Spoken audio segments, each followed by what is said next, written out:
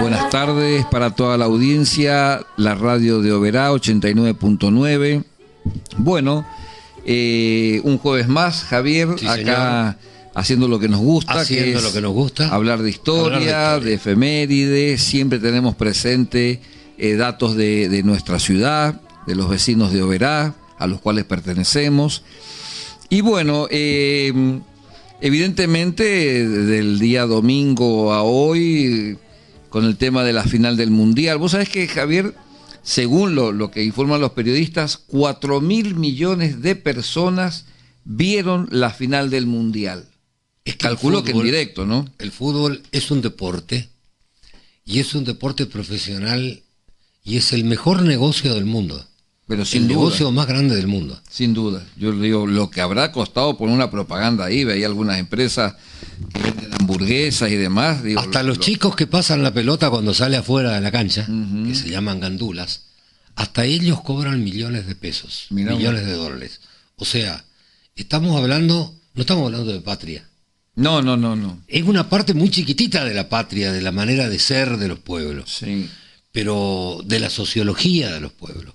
Pero nada que ver con la patria. Vos sabés que después del partido y ya el día... Todos ganan plata, digamos. Claro, ya el día lunes, me llamó la atención dentro de la pichadura que teníamos, porque la verdad tengo muchas dudas de ese partido. No creo que Argentina juegue así. Creo que durante un buen tiempo no voy a ver fútbol. Voy a poner un documental, una película, otra cosa, porque la verdad que me pichó bastante. Pero lo que más me llamó la atención, más allá de esto, de la arenga de Messi, de la pelota que giraba para un lado y giraba para el otro, me llamó la atención cómo hemos sido objeto del mundo que nos trató a nosotros de racistas. Nunca escuché en mis 64 años de que el mundo tratara a los argentinos de racistas, cuando estamos hablando de países que traficaron con personas durante siglos. Mira, dime qué criticas y te diré qué defecto adoleces. Criticar a Argentina es absolutamente criticable. Es un país que tiene, como los otros, un montón de defectos. Tiene sus virtudes. Por eso genera críticas. Si vos no molestás a nadie, amigo, en este mundo pasás desapercibido. Argentina es un país con muchas virtudes, con muchísimas riquezas naturales y es una cuna de genios, ya lo hemos dicho en este programa, y hemos nombrado algunos. Ahora, yo tampoco nunca había escuchado que Argentina era racista. Jamás. Perdón, yo te recuerdo, yo soy uruguayo. ¿Qué persona más autorizada para hablar de esto que yo, que mi familia? Que vino acá como vinieron los abuelos nuestros, con una mano atrás y otra adelante. Exacto. Nadie viene con plata, el que viene muerto en la lona, como el caso nuestro. Y no solamente mis padres trabajaron acá y nos criaron a nosotros, sino que además fui a la escuela pública, fui a la universidad pública, me recibí de abogado con 25 años sin haber pagado siquiera una fotocopia. Sí, la verdad que esta campaña que empezó a generarse en Europa en contra, fíjate vos, en Europa, cuando la Argentina recibió con los brazos abiertos, mis abuelos maternos son españoles. Yo ahora estoy tramitando la ciudadanía española, gracias a que mis abuelos vinieron de España. Mira qué lindo. Digo, Europa nos critica a nosotros de racistas, cuando la Argentina, allá por el 1870 y antes, y después, mucho más también, recibió españoles, italianos, polacos, rusos, alemanes, ucranianos, y nosotros somos los racistas. Es una cosa de loco. Sí, ahora, lo que son estas campañas, ¿no? Cómo están direccionadas. Ahora, sí te quiero contar algo, y es feo lo que voy a decir. Esto pasa capaz en todo el mundo. En la Argentina rica, del año 73-74, cuando nosotros vinimos a la Argentina, no se criticaba el éxito, porque cualquiera podía tener éxito. Estaban los cedros ahí, a 200 metros. Era ir, cortar y llevar a Buenos Aires y traer plata. No. Esa era Misiones. Una provincia productiva a full. Hoy, que la cosa está más embromada económicamente, que estamos para abajo económicamente hablando, hoy en Argentina se critica el éxito. Guarda, acá tener éxito es mortal. Ahora, y sobre todo lo verá, perdónenme los bobereños, pero es lo que yo veo. Ahora, el racismo, jamás. Si esto, acá se hace la fiesta nacional del inmigrante. Aquí nadie es descendiente de Andrés Boycurarí. Todos tenemos sangre de otro lado. Mi abuelo vino de Turquía al Uruguay. Claro, sí, sí. Tu abuelo vino de España. El abuelo de tu señora habrá venido de Europa. Vinieron a remangarse y a trabajar, ¿eh? El abuelo de mi pareja vino de Italia. El otro vino de Ucrania. El otro vino de no sé dónde. O sea, ¿de qué racismo hablamos? Sí. Y te quiero contar algo respecto de la historia. El primer gobernante que tuvimos... Bueno, antes de hablar de esto, quiero agradecer a la Argentina todo lo que me dio, ¿no? En primer lugar, agradecer a la Argentina todo lo que me dio. No solamente los hijos, sino la posibilidad de estudiar, la posibilidad de trabajar y un bienestar económico que digno, tampoco me sobra, pero que no tienen la gente que quedó en Uruguay. Mis parientes que quedaron en Uruguay, no viven, sin criticarlo, pero digo lo que veo, no tuvieron las posibilidades económicas que tuvimos nosotros acá en Argentina. Y nadie lo excluyó, al contrario. Nadie le excluyó a mis padres, nadie le excluyó a mis hermanos, nadie le excluyó a nadie. Agradecido a la Argentina esto, de mi parte, te quiero contar algo. El primer gobernante que tuvimos en la Argentina, el presidente de la primera Junta de Gobierno, nombrada en el Cabildo de Buenos Aires, en el año 25 de mayo de 1810, era nacido en Potosí. Exacto. Que era parte de la Argentina. Sí, sí. O sea, era boliviano, digamos, lo que hoy sería Bolivia. Cornelio Saavedra. Exacto. Pero eso no termina acá. Eso va mucho más allá. El 15 de julio de 1789, o sea, en el mes de hoy, en el mes que estamos transitando, nace en Montevideo el general Enrique Martínez, general del Ejército de los Andes, nacido en Montevideo, estuvo en la campaña de Chile, participó al lado de San Martín como edecán en Chacabuco, estuvo en Cancha Rayada, peleó el Maipú y lo acompañó a San Martín hasta Lima. Y en Lima le pidió licencia a San Martín porque tenía familiares enfermos en Montevideo y quería volver. San Martín lo dejó volver, porque al que quería venir, San Martín lo dejaba venir. Claro. El que se quedaba era porque le gustaba la ronda, digamos. En el cuerpo de granaderos a caballo había uruguayos, lo que hoy serían uruguayos, gente de la banda oriental. Y en el ejército de los Andes. Y en el ejército de los Andes también, que en ese momento formaba parte de Argentina. Por ejemplo, el cabo Román Anadón, o Amador, como le llama la historia, era uruguayo, fue granadero y peleó en la batalla de San Lorenzo. Pero eso no es nada. Justo Germán Bermúdez, uruguayo, nacido en Maldonado, un poquito al norte de lo que hoy es Punta del Este, fue nacido en la banda oriental, en Maldonado, en Punta del Este, fue granadero y era el segundo jefe del regimiento de granaderos, de la parte de los granaderos que participó en la batalla de San Lorenzo. Y como San Martín preveía todo, porque era un genio militar, y militar absoluto, incomparable, tenía todo previsto. Yo voy al mando. la voz de mando es mía, pero si me pasa algo a mí, ya tenían designada cuál era la voz de mando. La cadena, exacto. Que era justo Germán Bermúdez. Okay. Cuando cayó San Martín, la batalla de San Lorenzo en esos minutos finales donde se arrinconaron a los godos, fue liderada por justo Germán Bermúdez. Creo que hay un pueblo, una ciudad en Santa Fe que se llama Bermúdez. Capitán Bermúdez. Sí, señor. Que recibió una herida en la pierna, cuando ya San Martín se había levantado y vuelve a tomar el mando en los últimos minutos, porque fue una gresca que demoró minutos, 18 minutos creo que. Cuerpo a cuerpo ahí.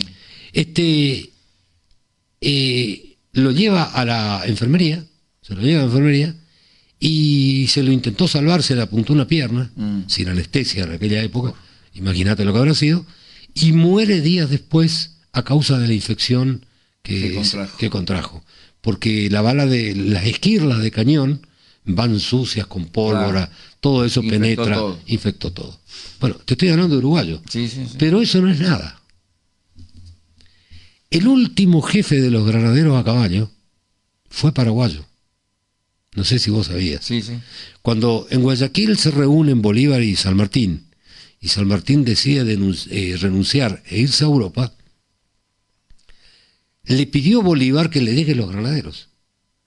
Y quedaron. Al mando del general Lavalle. Unos pocos granaderos, pero eran un cuerpo comando, con 100 granaderos hacía el zafarrancho de combate. Ganaron en Junín, gracias a los granaderos. En Pichincha, perdón, se ganó gracias a los granaderos. Y Bolívar, cuando pelea la batalla de Ayacucho y gana, y termina la guerra emancipadora en esa batalla, días después le licencia a los granaderos y le da todo para que vuelvan a la Argentina, a Buenos Aires. Y nombra su último jefe. Y como le tenía bronca a los argentinos, Bolívar, por esa pica que tenía con San Martín, al que después terminó dándole la razón en los últimos años de su vida, nombra como jefe de los granaderos, como último jefe de los granaderos para su regreso, al coronel Bogado. Paraguayo. Al norte de Asunción hay un pueblo que se llama Coronel Bogado, y es muy factible que tenga que ver con este señor que fue paraguayo. Así es. Y bueno, el crisol de raza siempre lo hubo. Lo que pasa es que en Argentina no hay negros, si ese es el problema de los europeos. En Argentina no hay negros, porque acá no había plantaciones, acá no había minas, entonces no hacían falta esclavos, porque las vacas se crían solo en el campo, y con los mestizos, que era la mezcla del indio con el criollo, podían cosechar lo que había en la tierra, que eran los gauchos. Así nacieron los gauchos, no eran los mestizos, que no eran ni lo uno ni lo otro, eran los peones de campo que se encargaban de las vacas que crecían solas. Entonces no hacía falta negros. En Brasil hay negros porque en Brasil había minas. No, y porque los barcos esclavistas llegaban a los puertos brasileños. A Puerto Galiña, sobre todo, lo que hoy es la playa de Puerto Galiña, ¿no? Por eso se llama así. Porque, para no decir, ya hay esclavos en el puerto, vamos a ir a comprar, la gente decía, che, vinieron las gallinas, no quedan gallinas para vender, Puerto Galina. Hay unas hermosas gallinas para ir a comprar y baratas, y se referían a los esclavos que venían ahí. Y de ahí el nombre de Puerto Galiña. Ahora, en Perú, en Colombia, donde había minas y plantaciones, Venezuela, sí, trajeron negros, los ingleses precisamente, los portugueses y los holandeses traían negros, los vendían como esclavos, y por eso es esa mezcla, que es ese color en la piel de los bolivianos, de los... Fíjate vos que hasta el día de hoy hay colonias holandesas, colonias sojuzgadas, digamos, por el poder holandés, acá en América. Pero están totalmente integrados. Claro, sí, integrados, pero digamos, tienen durante siglos, tuvieron ese piecito, y ni hablar de las colonias en el Congo belga, porque era Bélgica el que los aprisionaba y demás. Ahora llama la atención que los racistas somos nosotros, pero bueno, es así. Así fue, amigo. Así fue. En definitiva, sabemos que eso es una mentira, Sí. y seguir hablando del tema significa darle entidad Exacto. a Algo una, que no existe. a una estupidez Porque el que no pueblo- existe en El Argentina. pueblo argentino no es Acá así. sí se critica el éxito, ¿eh? Sí. Es lo que yo veo Mm. como ciudadano argentino. Se critica el éxito. Acá triunfás y sos blanco de todas las lanzas que puedan existir. Pero aunque seas argentino y triunfes, te pasa lo mismo. O sea, no es algo que tenga que ver con el racismo, sino con el dinero que se imaginan que vos tenés. Bueno, llegando ya acá a nuestra ciudad, te cuento que el 16 de julio de 1944 nace en Oberá el señor Rodolfo José Lobo Fischer, que fue un futbolista muy destacado, jugó mucho tiempo en San Lorenzo de Almagro. Fue goleador de San Fue Lorenzo. goleador de San Lorenzo de Almagro. Y en 1968 obtuvo el campeonato justamente con San Lorenzo, y San Lorenzo estuvo invicto. Y él había sido el goleador de ese campeonato. En total, Rodolfo el Lobo Fischer jugó 270 partidos, marcó 141 goles, y también jugó en la selección nacional, de la que estábamos hablando hace poco, en 35 partidos y marcó 12 goles. Falleció en el 16, Hace pocos años. Sí, 16 de octubre del 2020, que fue justo el tema de la pandemia y medio que pasó desapercibido. Pero en Oberá está la Asociación Sanlorencista, que tienen siempre recuerdos de... Bueno, yo soy hincha de San Lorenzo. Ah, mira vos. Soy miembro, De la- allegado está a esa asociación. Saúl Vega. Sí, señor, ellos son los organizadores. Pisuti también. Pisuti. Y un día hicieron una cena, Sí. y en lo que es el club detrás de Casabur. Atlético Oberá. Bueno, hicieron una cena, Claro. hicieron ellos, yo compré la entrada como hincha de San Lorenzo, Claro. y le trajeron a Bautiche, Claro. le trajeron a varios jugadores de San Lorenzo, de aquel San Lorenzo glorioso, y estaba Lobo Fischer. Claro. Lo conocí personalmente, me firmó un autógrafo que lo guardo en casa, lo conservo todavía, un grande. Claro. Así Bueno, es. el Papa Francisco también era hincha de San Lorenzo. Bien. Ah, sí, el Papa Francisco era hincha de San Sí, Lorenzo. sí. El Coco Basile cuenta una anécdota ahí. Cuando lo llevan a Basile, porque San Lorenzo no venía bien, lo llevan a Basile de técnico de San Lorenzo, y en el primer partido va Miele, que era el presidente del club, le dice: mirá, viene un cura acá a darle la bendición a los jugadores. No, dice Basile, no me traiga un cura, esos son mufa, aparte, ¿para qué que le va a dar la bendición si vos me trajiste a mí? Porque esto no tiene nada que ver. No, y no andaba ni para atrás ni para adelante. Bueno, pasa el tiempo, en el año 2013, Miele le llama a Basile, y bueno, el asunto es que Basile lo corre del vestuario a Bergoglio, que no sabía quién era. Y en el 2013 Miele le llama al Coco Basile y le dice: che, ¿viste quién es el Papa? Claro, le dice: ¿cómo no vas a saber quién es el Papa? Todo el mundo sabe quién es el Papa Francisco, Bergoglio. Sí, el Papa Francisco es el cura que vos echaste del vestuario de San Lorenzo. Qué bárbaro. Eso cuenta el Coco Basile, se mata de risa. Qué bárbaro. Bueno, parece que la producción nos está pidiendo una pausa, Bueno. así que seguimos en un ratito. Bien, bueno, seguimos con la segunda parte del programa. Te quería contar, Javier, que el 20 de julio de 1969, el mundo se vio sorprendido por lo que conocimos como el primer alunizaje del ser humano en la Luna, valga la redundancia, ¿no? Los astronautas eran Neil Armstrong, Colin y Aldrin.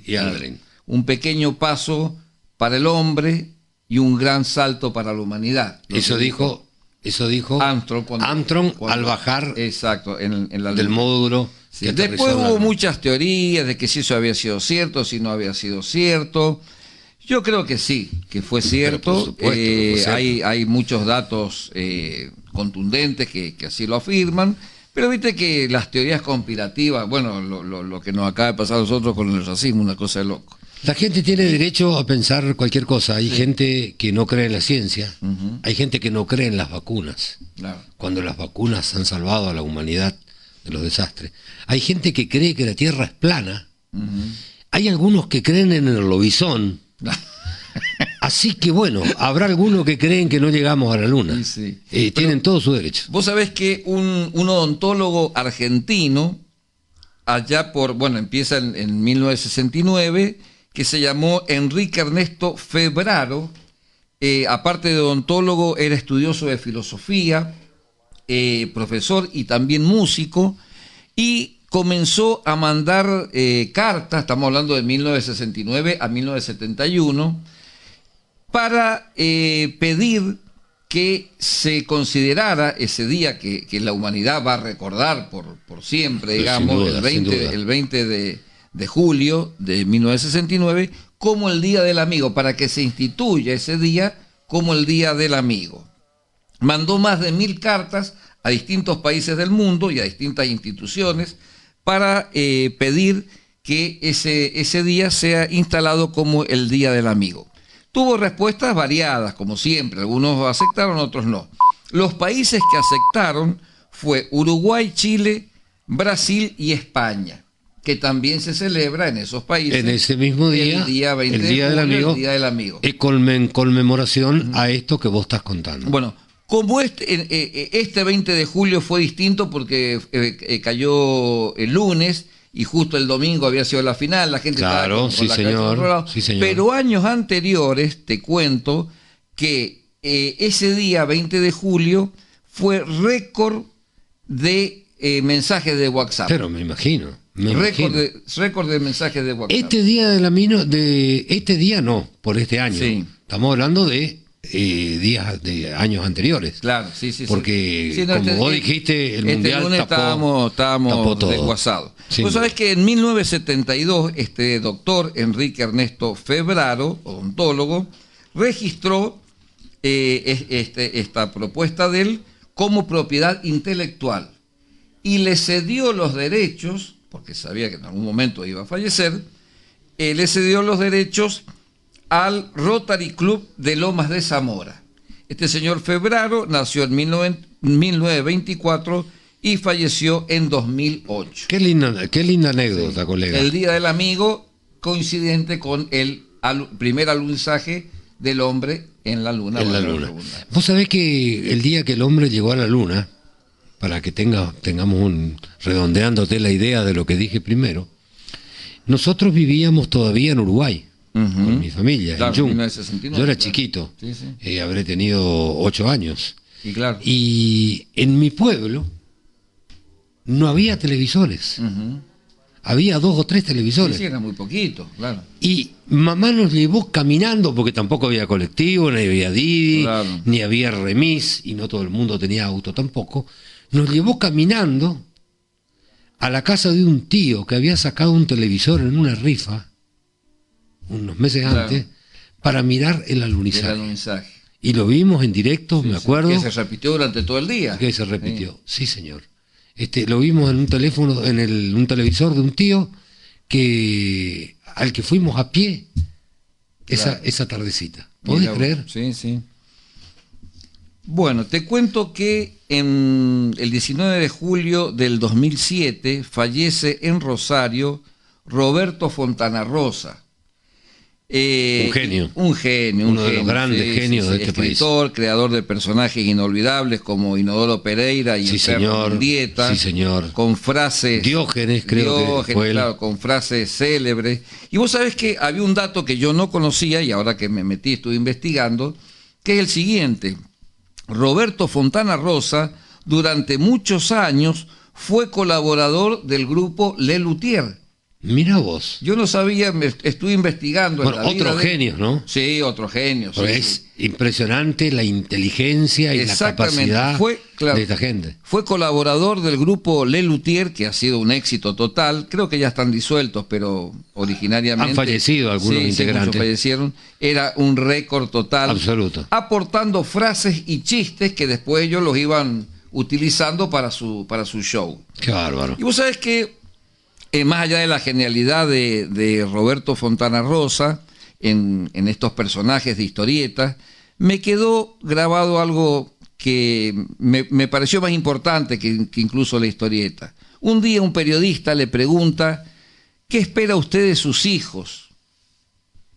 Y él le dijo, me gustaría ver que cuando sus amigos lo ven llegar, se pongan contentos.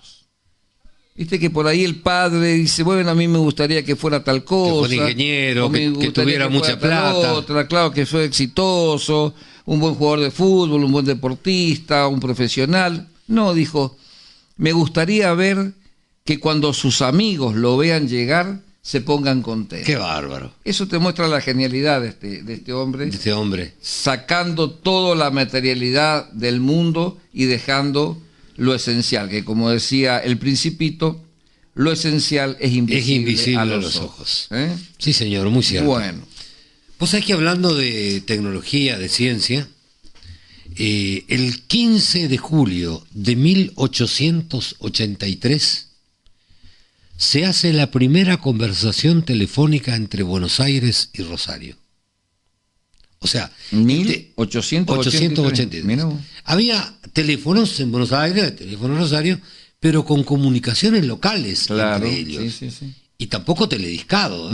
Vos llamabas a una operadora, le decías a la operadora que te conecte con el número 331420, invento, que es el número del Doctor de Oro, y la operadora buscaba, te llamaba a vos, y una vez que te tenía en línea, en los tableros esos que todavía se ven en las películas, nos comunicaba y podíamos hablar. Y tengo entendido que te preguntaba si vos querías recibir esa llamada. Por supuesto. O sea, no te obligaban a recibir la llamada. Tampoco era obligatoria. Exacto. Para no colgarle, digamos. Y bueno, la operadora, decía. Eso era en el ámbito local. El 15 de julio de 1883 se hizo en Argentina la primera conversación telefónica interjurisdiccional, digamos, entre Buenos Aires y Rosario. Imagínate de lo que te estoy hablando. Claro. Hoy en día, nosotros con este aparatito, con el celular, que todos tenemos, tenemos acceso a cualquier persona en el mundo. Sacamos una foto y la mandamos a Nigeria. Y de allá nos contestan en medio minuto. Sí. Así que increíble. Vamos a contarle que no somos racistas a los nigerianos. Bueno, hablando de eso, fíjate vos que el 18 de julio de 1918 nace en Sudáfrica ni más ni menos que Nelson Mandela. Bueno. Viste que después dicen los argentinos son racistas. Un genio. Nelson Mandela. Un genio. Que fue el gran opositor al tema del apartheid. Porque sabemos que Sudáfrica estaba gobernada por los ingleses. Eso quería que expliques. Estaba gobernada por los ingleses. Y había un apartamiento, el famoso apartheid, que los segregaban. Entre blancos y negros. Exacto, que era imposible de que un negro llegara a ocupar un puesto en el gobierno. No subían en los mismos colectivos, en los mismos vagones de trenes de transporte público. Había lugares donde los negros tenían prohibida la entrada. Los blancos sí podían ir donde estaban los negros. Claro. Pero los negros no, donde estaban los blancos. Una vida muy dura. Lo detienen a Nelson Mandela. ¿Cuánto delito existía por ahí? Se le acusaba al negro. Sí. Lo detienen a Nelson Mandela y estuvo preso. Lo detienen por ser negro. Sí. Él estaba en los movimientos. No es que lo detuvieron por ningún delito. Sí. Estuvo preso porque era uno de los líderes que se oponían al apartheid y lógicamente hacían manifestaciones, hacían programas de radio, bregando por esas ideas integracionistas, y por eso lo pusieron preso. Y estuvo 27 años preso, una condena perpetua prácticamente con los montos que manejamos nosotros, 27 años preso. Pero acá está la virtud de los grandes hombres.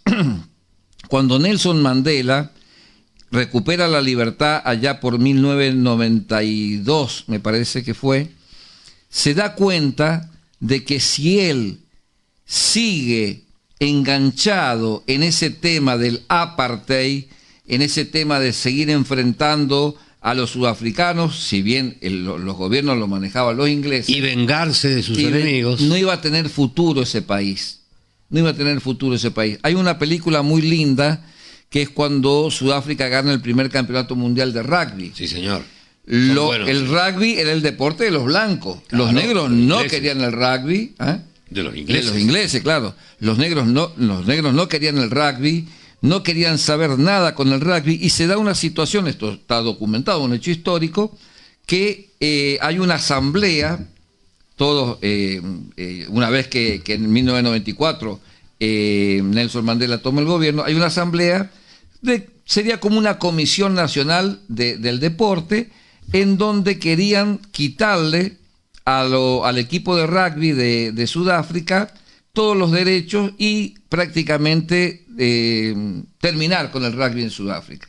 Nelson Mandela se entera de eso, le llama un asesor, se entera de eso, va a la asamblea y les pide que por favor dejen el rugby y que promocionen el mundial que venía, el mundial de rugby, que le ganan la final a los All Blacks, ni Sí, más ni señor. menos que a los All Blacks. Sí, señor. Con el famoso Lumu, Sí, señor. el jugador ese de los All Blacks, que era imparable.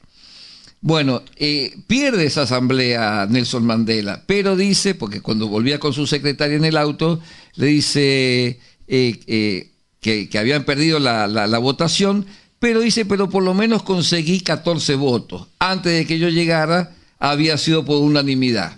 Y efectivamente sigue trabajando, lo cita a François Pinard, Sí, que era señor. el capitán del equipo de rugby, y finalmente van al Mundial y ganan el Mundial en esa final histórica contra los All Blacks, que eran imbatibles hasta ese momento. Bueno, te cuento que Nelson Mandela pasó a la historia porque después de haber estado 27 años preso, sin haber cometido ningún delito, sale, se presenta a las elecciones, ya no existía más el apartheid, Claro. gracias a Dios, en Sudáfrica, impuesto por los ingleses, Exacto. que fueron los que colonizaron Sudáfrica, y se presenta a las elecciones y gana. Y cuando asume como presidente, todo el mundo pensó que se iba a vengar de aquellas personas que lo habían puesto preso, que los iba a juzgar por De lo sus menos, carceleros. de sus carceleros. Y sin embargo, él los perdonó a todos y gobernó para el futuro de Sudáfrica. Y no te digo que la transformó en potencia, pero Sudáfrica no es un país cualquiera económicamente hablando. Es un país fuerte económicamente. Sí. Y aparte de eso, limó bastante las asperezas entre negros y blancos. Eso ayudó muchísimo, evitó delitos, evitó muertes, que eso es lo valorable en todo esto. Así que bueno, Así es, señor. así fue la vida de Nelson Mandela. Pues es que un día dijo Gasalia, es feo lo que voy a decir, pero yo te cuento lo que escuché. Dijo Gasalia, creo que en el programa de Susana Jiménez, porque salió el tema de por qué lo odiaban todo el mundo a los argentinos. A los argentinos los odian por los porteños. Usted va a Colombia, te vas a otro lado, y a mí lo primero que me preguntan si de qué parte de Argentina sos. Claro. Si sos porteño tenés otro trato. Otra recepción. O por lo menos capaz a los porteños del 1 a 1. Sí. Porque imagínate lo que habrán sido los porteños con dólares 1 a 1 en el bolsillo paseando por el mundo. Claro. Era un zafarrancho de Claro. soberbia absoluta. Pero nosotros lo que entendemos, ¿sabes? Que no es maldad, sino que son así nomás. Es una manera de ser. Bueno, en definitiva, me olvidé lo que te iba a contar. Así que... Bueno, vamos a la pausa publicitaria y con nuestro musicalizador Roberto Chamamé Ferreira, Pito Güey. hasta dentro de un ratito. Seguimos con esta tercera y última parte del programa, contando algunas cosas que han ocurrido en el mundo y sobre todo en Argentina durante el mes de julio, como efemérides, digamos. Y quería contarte de que el 18 de julio de 1896 se hizo en Argentina la primera exhibición cinematográfica en el Teatro Odeón. 1896. 1896. Imagínate Ya lo que habrá pasamos un sido siglo. empezar en la era del cine. Cuando nosotros éramos chicos, todo el mundo iba al cine. Sí, sí, es que era el lugar de reunión social. Nos moríamos para ir a ver una película. Sí, sí, sí. Y sin embargo, también el cine hoy murió. Fue reemplazado primero por la televisión. Claro, después por las películas en video. Después por las películas en video. Y ahora se hacían en Hollywood, Sí. ¿no es cierto? Y en otros grandes centros cinematográficos del mundo, que también están pasando a la historia. Hoy ya casi nadie mira una película de Hollywood. Hoy se miran series de Netflix Sí. que se hacen en Colombia, en Chile, en Argentina. Sí, incluso los actores están siendo reemplazados por figuras de ficción. O sea, Por figuras del mundo común, o sea, actores que se prenden para una película, hasta eso se está reemplazando en el mundo. Uh-huh. Y el celular coopera a que todo eso termine. Porque hoy mirás películas en el celular, mirás series en el celular, y si querés lo conectás con tu televisor y los mirás. Exactamente. Muchas veces antes de mirar noticieros con noticias trágicas, yo hago eso en mi casa. Sí, sí, no, ya los noticieros con tanta mala onda. Busco en YouTube Sí, programas de historia, sí. que dicho sea de paso, más de una vez me encuentro en YouTube buscando programas de historia con nuestro programa, Exactamente, que también están subidos a YouTube, Uh-huh. donde la gente los puede ver. HDH, Hablemos de Historia, y aparecemos nosotros Sí, sí. En YouTube. Y hasta la televisión, que reemplazó al cine, hoy está dejando, también, no sé si desapareciendo, pero por lo menos está dejando de tener el protagonismo que tuvo hace pocos años atrás. Exactamente. Bueno, Javier, te cuento que en el año 1940, volviendo acá a nuestra ciudad, se crea la Escuela 304. La primera directora de este colegio, de Escuela 304, fue la profesora Bárbara Ponce de Lindström. Y la ubicación de esta escuela... Una de las familias, de las primeras familias que de pobló, los suecos, exactamente. Obra. Sí. Y la ubicación de esta escuela está en la manzana, que está rodeada por las calles Mariano Moreno, Catamarca, Mendoza y Saavedra. Y te cuento algo. Yo todos los años que hay votación voy a la escuela 304 porque con la D se vota ahí. Mira vos, qué lindo. Sí. Así que quería... Ah, mira vos, Roberto Chamamé Ferreira Nuestro hizo operador toda la primaria en la escuela 304. acaba Bueno, de contarnos a los gritos acá a través del vídeo. Bueno, muy bien, muy bien. Bueno, y seguramente cientos de niños habrán pasado por esas aulas, ¿no? Sí. Bueno, yo te pediría de oro, a través de tu señora, que es gobereña y que tiene muchos amigos. Tu señora es hermana de Edgardo Mato y de Sí, Chango Mato. sí. Nombrarlos, es decir, significa claro. gente que es conocida y archiconocida en toda la sociedad. Hija de Edmundo Oscar Matos, que fue uno de los primeros odontólogos que tuvo la ciudad de Oberá. Sí, y Chango y Edgardo son conocidos no solo por su profesión, Sí. son médicos ambos, tienen la clínica ahí por Ratzinger Sí. y Rivadavia, sino que como personas son grandes personas y son Exactamente. amigos de todos. Sí. Yo te pediría que ocupes esa amistad para buscar, ahora para la Semana del Inmigrante, en septiembre, algún descendiente de estas familias que hemos nombrado, Ujú. algún Pisuti, Sí. algún Lindström, alguien que tenga ganas de venir a la radio a contarnos en 4 palabras, así como tuvimos a Les Combatientes de Malvinas, Claro. ¿Cómo fue la vida de sus cómo abuelos? fue la vida de sus abuelos. Exacto. Sí, vamos a buscar. En qué barco vinieron, en qué época vinieron, qué le contaron a ellos cuando eran chicos, para tener de primera mano un relato de lo verídico que... de acá de los que hoy somos vecinos de Oberá. Sí, señor. Yo siempre pongo el tema porque yo no soy nacido en Oberá, pero me siento vecino de Oberá. Sí, señor. Y eso es lo importante, lo que uno elige. Bueno, pero Oberá integra, porque Oberá es la capital nacional del inmigrante. Exactamente. Lo que un extranjero, como en mi caso, vive en Oberá, no es lo mismo que si viviera en otro lugar. Calculo que no. No es lo mismo, porque acá todos tenemos sangre extranjera, el que no es fue el padre, y si no fue el padre fue el abuelo, o sea, somos todos extranjeros de primera mano, digamos. Entonces, acá nadie discrimina a nadie en ese sentido, es totalmente integrador. Y fíjate lo integrador que es el Parque de las Naciones, en donde a metros de distancia encontrás la casa ucraniana de la casa rusa. Sí, señor. ¿Entendés? Países que hoy están en guerra y que los dos, tanto la colectividad ucraniana como la colectividad rusa, en conjunto sacaron un pedido de paz para esa zona en el mundo. Bueno, vos sabés que volvemos a hablar de racismo. Me prometo a mí mismo que no quiero hablar del tema para no darle importancia, pero me calienta. Me calienta la vena. Vos me contaste antes de empezar el programa que uno de los billetes que hoy circulan en Argentina tiene una negra. El billete de 10.000 pesos está Manuel Belgrano y está María Remedios del Valle, que a simple vista te das cuenta que es afrodescendiente. Sí, no hace falta ser muy... El billete de 10.000 pesos tiene una negra. Claro, un billete de circulación legal. De circulación hoy, ahora. Que muchos quieren tener. Sí, sí, señor, que te sobre. Después de pagar las cuentas, que te sobre. Claro. Y bueno, esta señora afroamericana, esta chica afroamericana, fue una militar en la primera campaña que hizo Belgrano.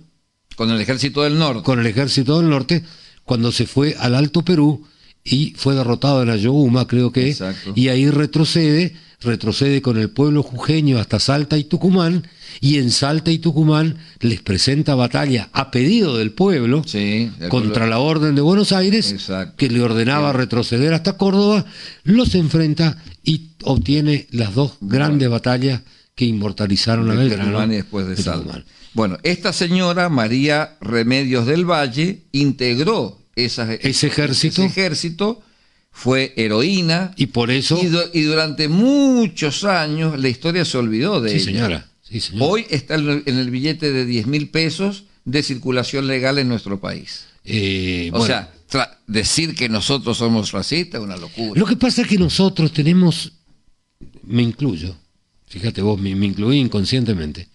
Nosotros, los argentinos, soy ciudadano legalmente argentino, tenemos humor. Entonces, dicen que es discriminación. Ahora, ¿cómo yo le llamo a un amigo mío que es judío? Y le decimos... Le digo judío. Sí, o Moishe, sí. ¿Cómo me dicen a mí que soy nieto de un turco? Y me dicen turco. El turco. Y me dicen turco. El italiano le decimos el tano. Al otro le decimos el gringo. Claro, el español le decimos el gallego. Claro. ¿Me entendés? Pero no con ánimo de discriminar. No, al contrario, es de integrar. Sino con ánimo de llamarle como es, digamos. Claro. Y eso capaz sea mal tomado, no sé. Esta chica que tuvo presa en Brasil me dio una lástima porque un poco se la buscó, porque en país ajeno, un lugar donde no conoces, pero tenés que manejarte con precaución. No estamos justificando pero por lo que hizo, pero también había sido agredida. Por discutir con un mozo, claro, y decirle negro, si es que le dijo, ¿cuál es el problema? Claro, si somos negros, si a mí alguien me dice, che, marrón, ¿y qué querés? ¿Que me llame alemán? Claro. O sea... Sí, me parece que hubo otros condimentos en el caso de esta chica que estuvo detenida, creo que 4 meses estuvo detenida, la pasó bastante mal. Por suerte después las autoridades se dieron cuenta de lo que estaba sucediendo y finalmente la liberaron. Bueno, colega, ¿tenés el encargo de encontrar un representante? Vamos a encontrar, de alguna de esas familias que quiera venir a contarnos la historia de su familia y de lo que sepa como anécdota. Sí, señor. ¿Qué comían? ¿Cómo plantaban? Las costumbres, lo que trajeron. Las costumbres, fíjate etcétera. Vos como el tema, lo que vos decís recién, el tema de las comidas. Qué tan propio es de una colectividad la comida, y lo vemos en el Parque de las Naciones, en la fiesta del inmigrante, que vos decís que iba a comer vareniki a los ucranianos, ponerle. Y el vareniki de los polacos es distinto. Tallarín a la casa italiana. A la casa italiana. Paella. Sushi. Claro. Paella, a mí me encanta la paella. Y durante el año no se consigue paella en Oberá. Ahora, esas casas, creo que es la polaca, ni hablar, ¿no? Y la otra casa que está en la esquina, si vos seguís caminando por abajo de la casa polaca, creo que es rusa. Las nórdicas. La nórdica y después está la ucraniana está enfrente, la nórdica y después está la rusa. Qué bárbaro, ¿no? Qué Qué manera de Y conservar aparte, fíjate el vos, estilo, ¿no? claro, fíjate vos la colectividad ucraniana con su famosa cerveza Zaporozhye, la famosa cerveza Zaporozhye, que hay hasta cerveza de yerba mate. ¿Eh? Así que bueno, la verdad que nuestros abuelos se incorporaron, se sumaron bien a la cultura argentina, pero mantuvieron también sus costumbres, sus comidas, su idioma. Y desde este humilde programa, dijo el soberbio, aunque nadie nos escuche, y que seguramente no nos van a escuchar, No tenemos audiencia. le invitamos a todos los ingleses, sin discriminar, digo ingleses, ¿no? A todos los ingleses que nos han criticado por racistas, nos criticaron enojados porque se le ganó el partido. Claro, sí, bueno, esa bandera... Y si esa bandera dijo la verdad, ¿cuál es el problema? Sí, digo, generó ¿Cómo puede esa ser, rispidez. ¿cómo puede ser un insulto algo que es una verdad para todo el mundo? ¿No es cierto? Es un reclamo más que un insulto. Sí. Bueno, le invitamos a los ingleses que vengan a la fiesta del inmigrante, acá a Oberá, y van a ver lo que es el no racismo. Exactamente. Bueno, Javier, vamos concluyendo ya con el programa. Vamos a agradecerle al señor Tony Lindstrom, al señor Jorge Cus, al señor Cus hijo, que nos edita el programa. Saludar a toda la audiencia, a nuestro musicalizador Roberto Chamame Ferreira, sí señor, alias Pito Güey. Bueno, la verdad que todos los jueves nos juntamos, conversamos temas que a nosotros nos interesan, nos gustan, y vamos creciendo en la audiencia, te cuento. Sí, parece que sí. Vamos creciendo en la audiencia. Nos ha contado el señor Cus, que el dueño de la radio, sí, que es el que se encarga de monitorear como dueño de la radio si su negocio anda bien. Exacto. Y nos acaba de contar hoy que él ve ese aumento en la audiencia permanentemente. Así que bueno, un saludo para todos los obereños y nos vemos el próximo jueves. Será hasta el próximo jueves.